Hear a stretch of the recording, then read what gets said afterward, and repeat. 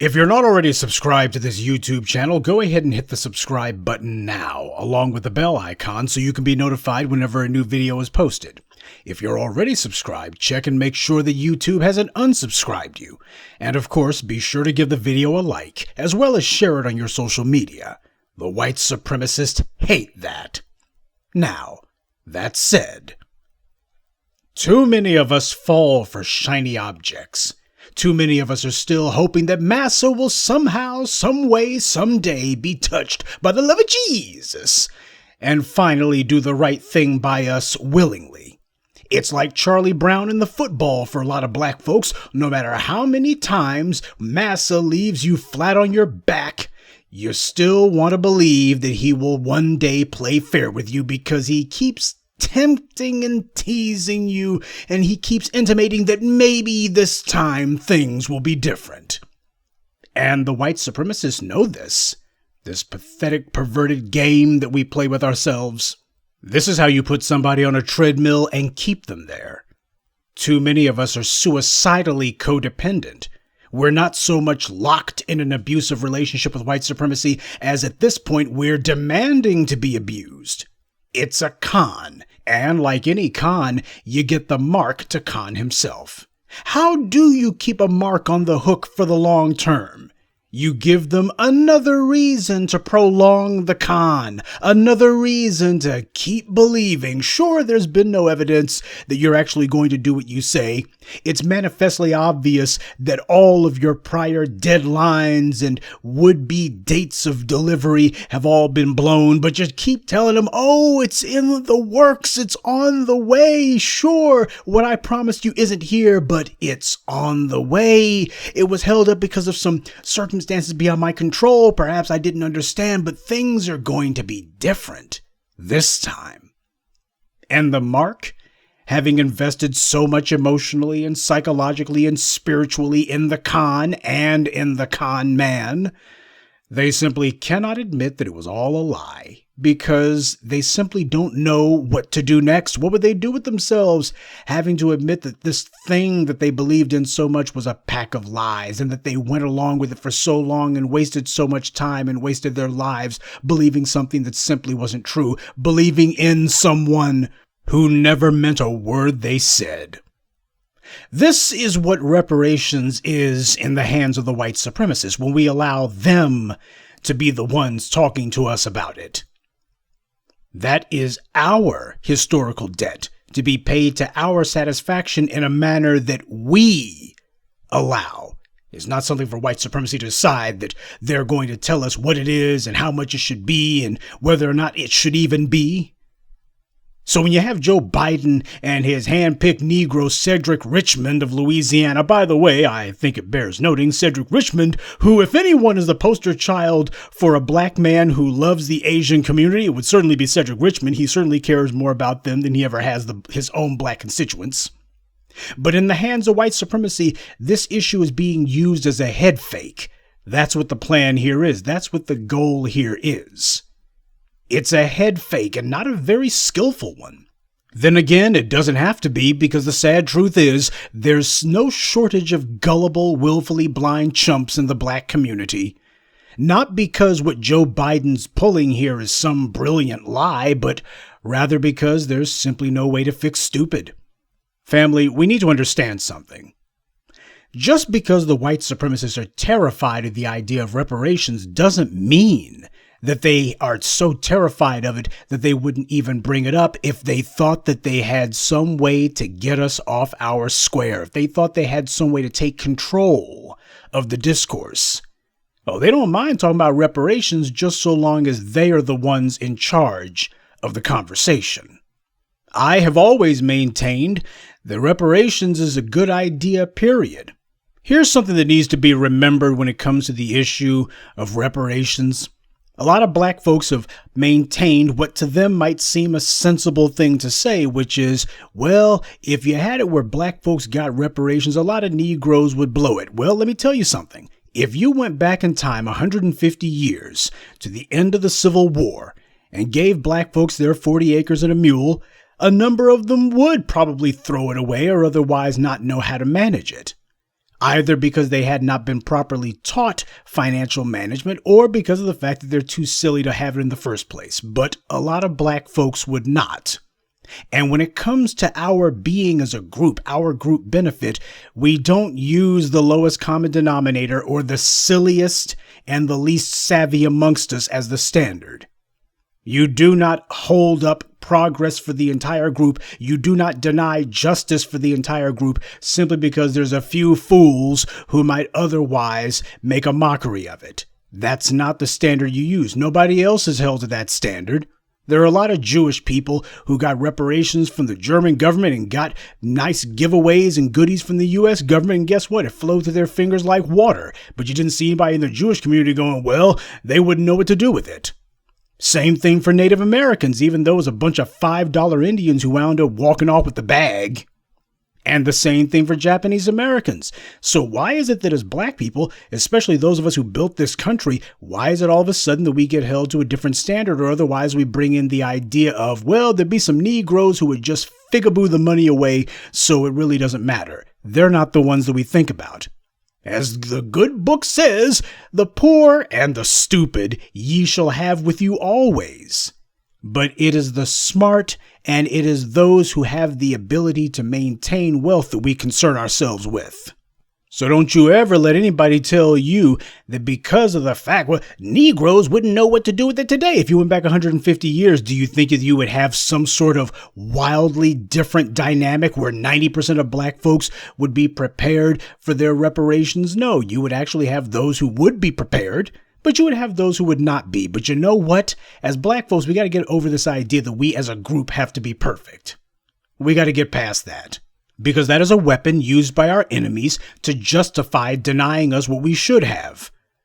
Oh, you can't do anything with reparations. Why, look at these Negroes. You know there are a few Bushikas and Pookies and Ray Rays. They would blow it on some shoes and blow it on some weed or what have you. See, that's the lie that they use to justify not doing it. Because the problem that they have is that there's also a few TBAs and there's also a few Claude Andersons. There's also a few Professor Truths and a few Tariqs and a few Tarian Rains, and you look at the lineup of the B-1 Brigadiers, you got a whole lot of black folks who would not be throwing it away, and that's the problem that they have. Who was it who said that it is not black failure that these racists fear, it is black success that they fear? They just use the failures and the people who are the screw-ups and dysfunctional ones, they use that as a smokescreen for them to hide behind. But understand, the fact that they're seeing black folks getting of one accord about this, getting on code about this, what they're also seeing is this newly revived black empowerment mentality that is beginning to take deep root. And that's the problem that they're having. They're looking and going, whoa, those numbers of Negroes who would be throwing the money away at the local Nike store, that number seems to be going down. That's an issue that they have. So it's a matter of they got to get out in front of this now. They got to find a way to get out in front of the issue now. Try to find a way to take it over now. And that's where Joe Biden comes in. But you cannot afford to believe a thing that this scumbag says. The white media is trying to make you believe they want black folks to believe that it's going to be different with Joe Biden this time. Put your faith in Joe. They're trying to make a little bit of a show out of it, putting Cedric Richmond out there, but pretty much only him. We'll have to limit it. I mean, we don't want to scare the white voters who were hoping to get in 2 years for the midterms or 4 years for the re-election. So since so many people seem to have forgotten about who and what Joe Biden is, and by the way, the Democratic Party in general, it ain't just Joe Biden, since so many Negroes seem to have forgotten. So here's a little bit of a refresher of Joe Biden's greatest hits when it comes to his position on reparations. 1975, a then young Senator Biden told a publication called The People's Paper, quote, "I don't feel responsible for the sins of my father and grandfather, and I'll be damned if I feel responsible to pay for what happened 300 years ago." Keep in mind, this is the same Joe Biden who a few years ago was bragging that Delaware supported the Confederacy during the Civil War. So this guy, he doesn't feel that he's responsible for anything that his daddy and his granddaddy did, but damn if he doesn't brag about it. Damn if he ain't proud of it, though. Oh, but he has no responsibility for it. It's just that he trumpets it and touts it every chance he gets. Having staked out his position as an anti-black racist, Jim Crow Joe proceeded to use his position in the Senate to fight a 30-plus-year-long war against black people, writing laws specifically meant to target us. And at no point has that bastard ever taken any responsibility for this, nor is he going to. In June 2019, the U.S. Congress held that vomitous so-called reparations hearing. You remember the one where Ta-Nehisi Coates and Coleman Cruz, calling himself Coleman Hughes, decided that they were going to get some quickie attention from the white media? Jim Crow Joe had nothing to say about that hearing, and this at a time when so many in the party were asking him to run for the nomination since the field of Democratic candidates was so weak.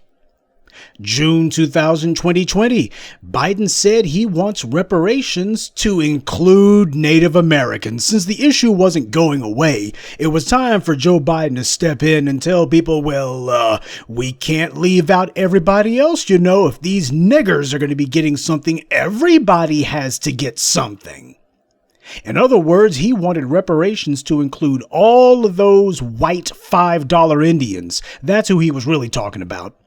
Those $5 Indians have been the main ones who have benefited from all of these government programs for Indians all these decades. So you know that's who Biden was scheming to do a giveaway for now. It is an insult, the damned insult of this bastard trying to shoehorn a totally unrelated group into something that is meant for us, that we earned and that we are owed. To take some completely unrelated group and say we're going to go ahead and throw them in the mix too. Well, perhaps I shouldn't say totally unrelated. After all, many Native Americans took part in the slave trade as slave catchers, working to capture escaped slaves.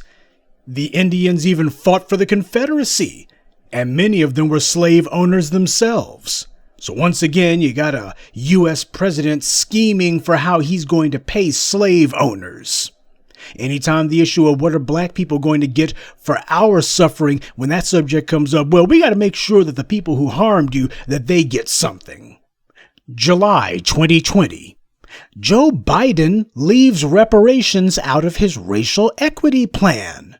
Oh, he's running for the presidency, telling black folks that he's going to be different. And yet when it comes time to talk about reparations, I've got a racial equity plan, but it doesn't include reparations, mind you. There ain't no reparations in it. That ain't part of racial equity.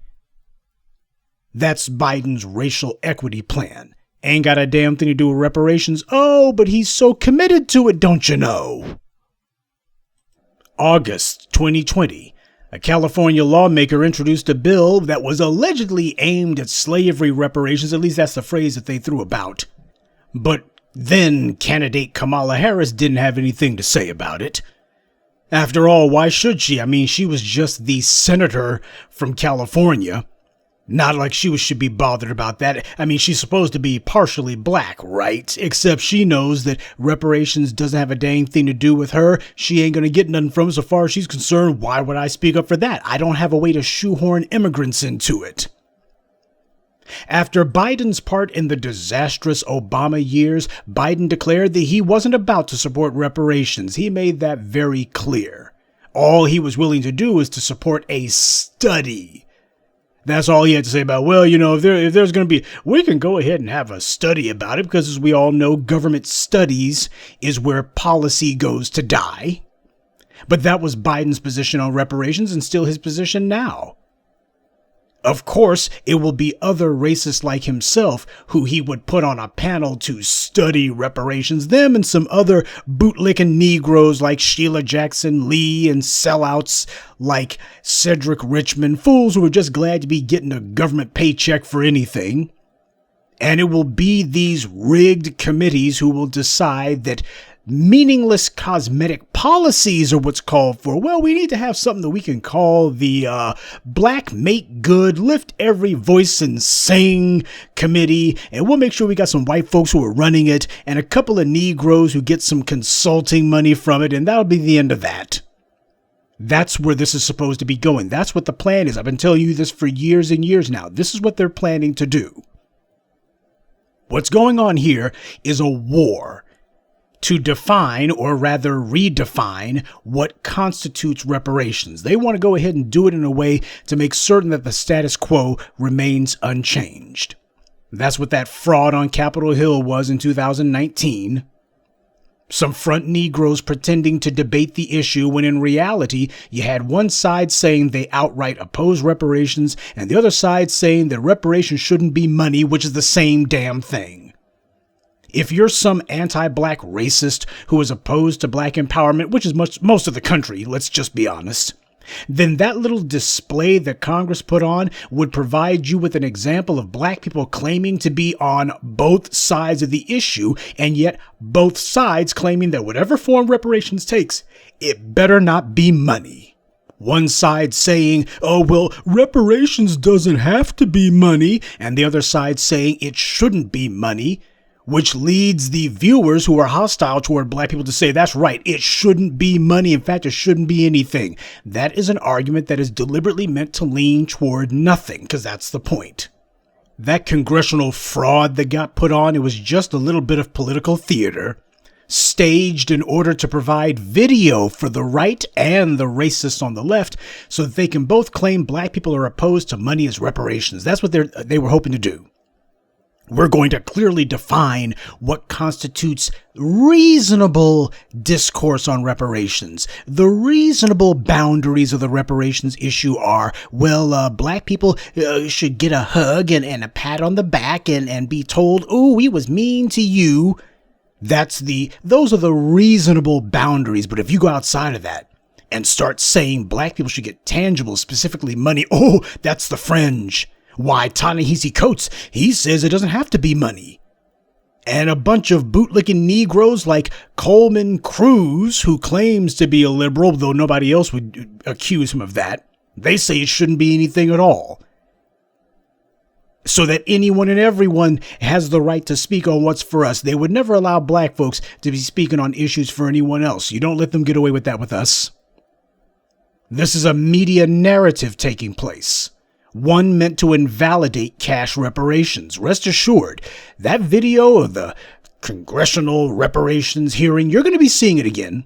You'll be seeing Ta-Nehisi Coates' little display again, and this time the white media will link his words to that tenet. Now you understand why the white media celebrates Ta-Nehisi Coates so much. And why they've got no problem mentioning that he brought reparations to the national stage. He brought the subject of reparations to national prominence. White supremacy understands the power and the importance of duality. They can say one thing and it will simultaneously have diametrically opposed meanings. You hear that Ta-Nehisi Coates brought reparations to national prominence. He raised the issue of reparations to the national stage. A lie, of course, but the white media knows that when you hear reparations, you're going to be saying, oh, well, as black folks, we know that reparations means land. It means resources. It means money. And Ta-Nehisi Coates didn't say any of that. Didn't say nothing about no 40 acres, nothing about a mule, and definitely nothing about a check. Even Dr. King said we got to get that check. But Ta-Nehisi Coates doesn't say that. And white people here talk of reparations, especially white leftists, and they clearly understand that Ta-Nehisi Coates isn't talking about cash or anything really, nothing tangible. Coates' position is to reinforce the white left's lie to establish a false standard where Biden or some other anti-black racist can say, well, here's a couple of scholarships, not that you're going to have any place to use your degrees at. And it ain't even going to be paying for the whole thing, by the way. Your education, here's a couple of bucks off your next education for a degree that will do you no good. And then what will happen is Biden and Harris will make sure that they are flanked by a bunch of black bootlicks, a bunch of these black sellouts, and they will all proclaim that Joe Biden is the greatest president since Abe Lincoln. And they finally did something to atone for America's cardinal sin. Some do-nothing project or policy, and see, that's reparations because we say that's reparations. That's where this is supposed to be going. And then they will be able to claim that they've absolved themselves of the greatest crime in human history. They will determine who qualifies for reparations. And of course, that's going to mean everyone, because we can't do something that's just for black people. That would be discriminatory. And the white media will make a huge deal out of that. And you'll have some black folks who will tell themselves, well, that's the best we's could hope foes anyways. Whether or not this pathetic, cruel hoax is successful, that's going to depend on how aggressively we tell the truth about it. This will involve hurting some feelings, by the way. It will involve confronting immigrant turncoats like Sheila Jackson Lee. Starting in the 1960s, black immigrants who were being allowed in, like Barack Obama's father and Kamala Harris's father, they were being brought in as a political operation. They were brought in to give cosmetic cover to white supremacy. All the black folks making noise in the streets, white supremacy was being exposed to the world. So they had to bring in some black folks who they could point to and say, see, we're not being mean to all of them. We're going to have a small, safe, non-threatening group of black people who white supremacy can point to and claim that these cherry-picked Negroes are doing better overall, not in total, but, a number of them are doing better overall than those people whose ancestors were building the country 150 years ago. So that's proof positive that racism isn't really a problem. That's the point. Muddy the waters. Try to do some sort of political counter-programming. Black people have won the argument in a big way, just like what you saw last year. Black people had run the boards when it came to the argument on race in this country. So now what's happening, we got to invent some phony baloney, made up war against Asian Americans, and we gotta make sure people hear black people. Oh, what about all these white supremacists who are attacking Asians? What about these white supremacists knocking Asians out? What about all these white supremacists killing Asians? Well, that's not important. What's important is there was some black person who apparently spoke mean to some Asian person in their hair salon or what have you, and that's black people attacking Asians, and black people need to take responsibility for that. And all the white supremacists who were killing Asians, well, don't change the subject, buddy. Don't go changing the subject, buddy. What you're seeing them trying to find a way to change the subject away from anti-black racism and talk about anti-anyone else, that is an old strategy. Ain't nothing new about it. All of those immigrants coming in from the Caribbean and Africa in the 1960s, that was part of trying to create a counter narrative.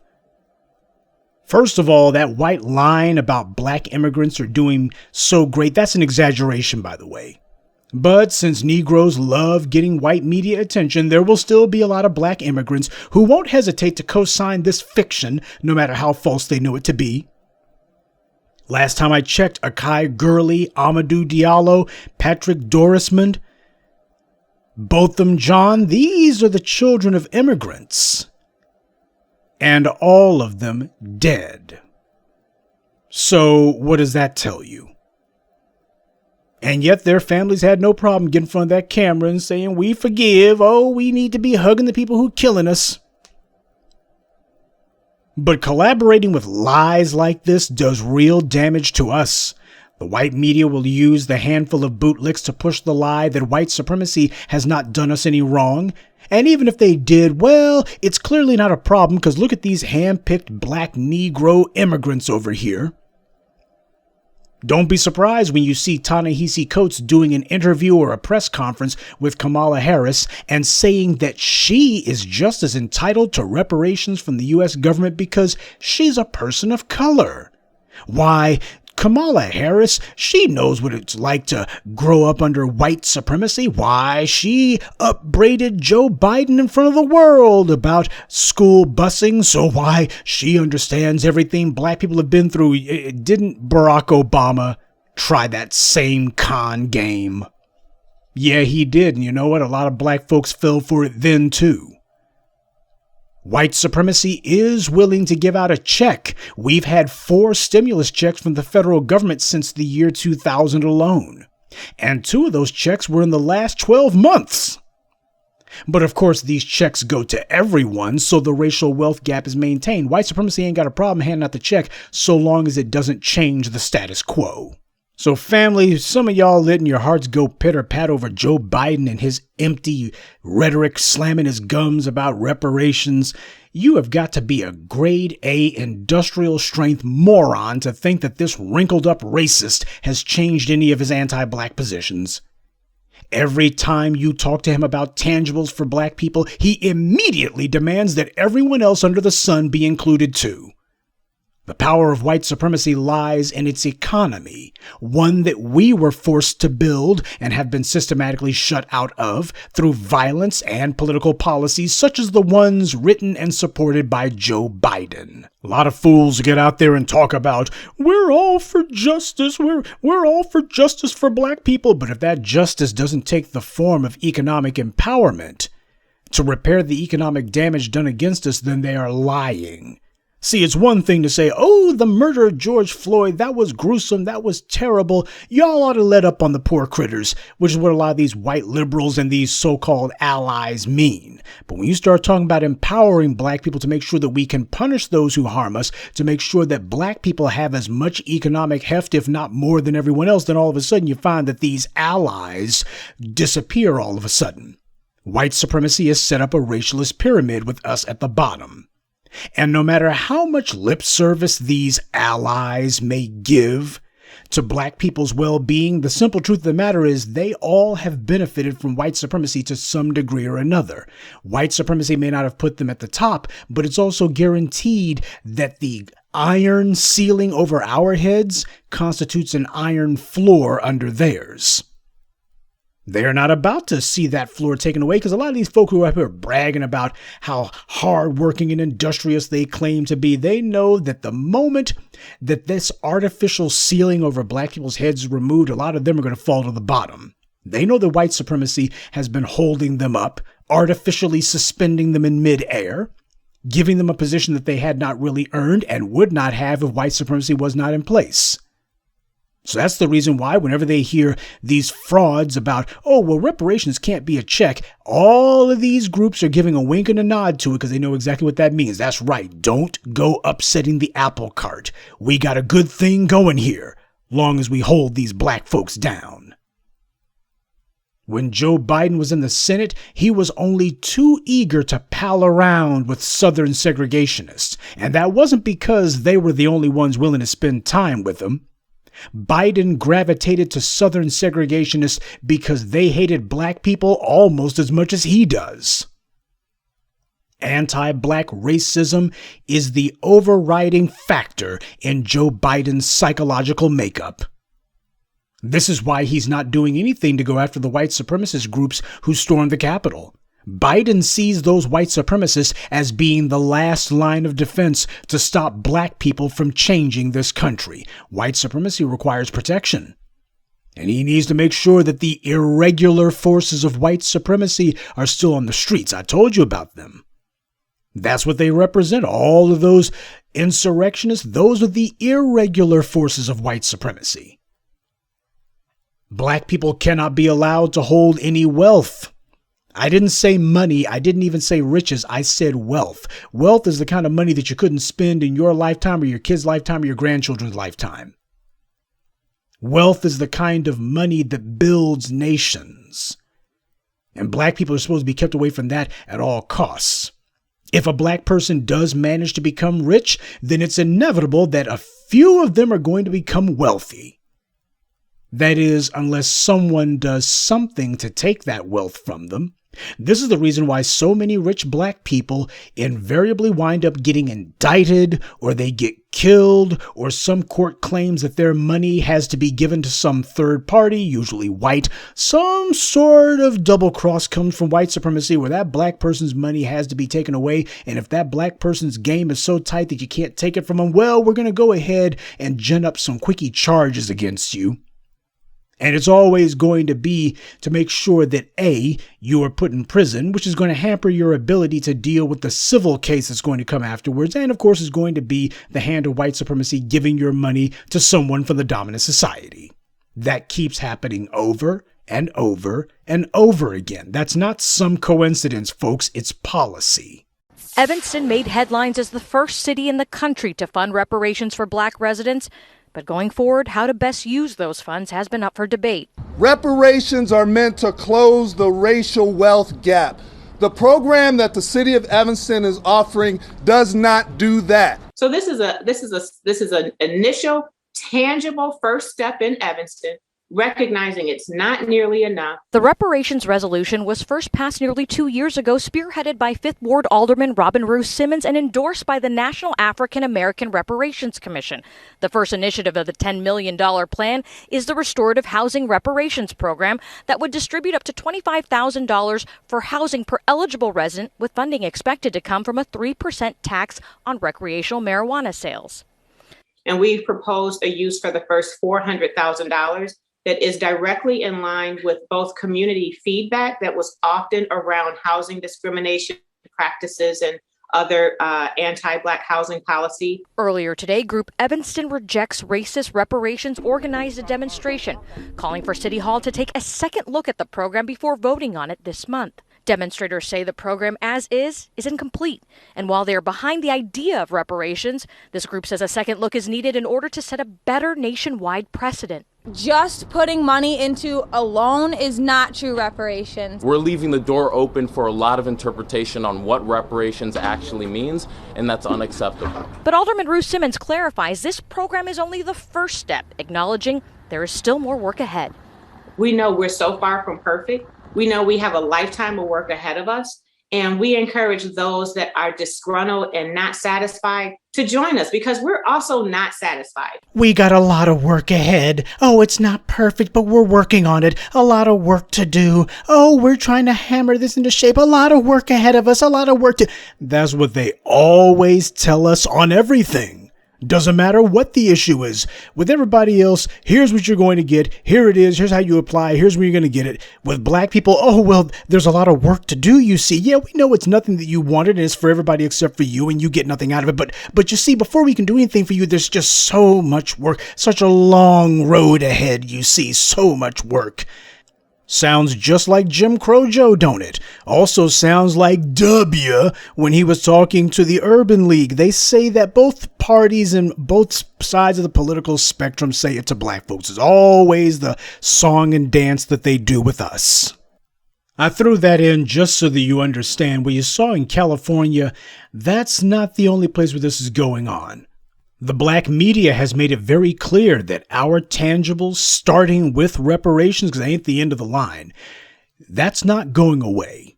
Oh, they were hoping with Joe Biden in there, Black folks would simmer down and the Black media's influence and reach would be stymied. Black people would stop listening. Now that the orange man is gone, what they're seeing is we haven't stopped. The issue isn't going away, and Joe Biden is being kept on the hook for it. He's not going to be allowed to slither away from what he said. He's not going to be allowed to play the game of, well, I have to get back to you about that. No, you're going to be finding that there's going to be one party rule in this country, but it won't be the Democrats if you decide that you can't deal with this. So what he's doing now is he's trying to give himself the ability to redefine it. And the white media is trying to help him out. And this is the reason why you see a number of them saying, oh, reparations. We'll talk about reparations. Yeah, as long as we can say that reparations is basically school vouchers, housing vouchers. Well, it's going to be some sort of money for college. In other words, the kind of stuff that does not transform a society. Your college degree is not what transforms a society. Bill Gates doesn't run around talking about, I would not have been the world's richest man if it hadn't been for my college degree. You see Jeff Bezos talking about his college degree? Wasn't Mark Zuckerberg a damn near a college dropout almost himself? But did you hear what this so-called city council woman had to say? She said, well, we want the public to come in and talk to us about it because we're not happy with the proposal as it stands. How can this woman and her co-conspirators not be happy with the policy proposal when they're the ones who wrote it? They wrote the damn policy, but here they are, we're not happy with it. Yeah, that's because they see the public ain't fooled. They're trying to redefine what constitutes reparations, and they're seeing that the con game isn't taking. Notice how whenever it comes time to talk about these policies, notice how nobody ever starts off with a bill that says cash reparations first. Notice how that's never the starting point. The starting point is never, here's going to be a bill for starting off $5 trillion, a nice down payment on that $20 trillion that we owe. Notice how they don't start off with that. It would be one thing if they started off with that and it became something else later on. But it's a matter with them, oh, we can't even get close to that. Forget that. Reparations, how about some money for some HBCUs? Yeah, a giveaway to the immigrants and the black bootlicks who populate those places. That's what the giveaway, that's what the HBCUs are about. It's going to be a giveaway to them. So that's the reason why Cedric Richmond had no problem saying that. That's okay. Free college tuition to historically black colleges and universities, even if university degrees were the magical road to wealth and prosperity that the white media keeps saying. You think there's enough seats for everybody to go to an HBCU? Free community college. In other words, they're talking about things that do not change the status quo. In the other group, they'd probably be rioting in the streets if they had somebody insult them like this. So this is what they're trying to redefine reparations into. There's going to be some loans. That means you're going to be in debt to the government. Housing vouchers. Mind you, the housing vouchers are going to mostly be for rent. And you'll be able to go to HBCU and get that quality education. That way you can wind up just as much a bootlick as Roly-Poly Martin or Kamala Harris. Didn't she go to an HBCU? Now you too can wind up just like those two. You can be just as effective and useful to black empowerment as Roly-Poly and Kamala Harris. You know, those FHA loans and those SBA grants and such that were given to white people, I don't think that these were the terms that the U.S. government put in place for white folks when it built the American white middle class out of whole cloth. They didn't do it like this. No, this is a trick bag that they're trying to set up.